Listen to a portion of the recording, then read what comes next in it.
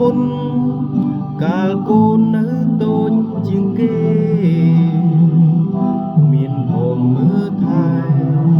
មានពុកមានម៉ែរក្សា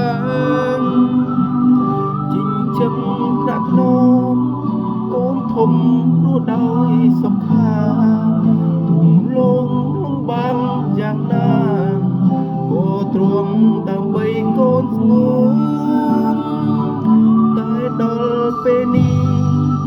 រូបខ្ញុំហាំងដូចឯកាបងមានគ្រួសារ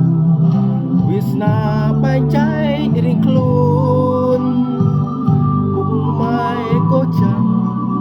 សុខភាពលោកមិនមាំមួនកូនមិនសូវហេតុผលរវល់រៀងខ្លួនភ្លេចខ្លួនពុកម៉ែចាស់ហើយចង់ឲ្យកូនមកក្បែរដឹងគុណពុកម៉ែថ្នាំថ្នមចិត្តកា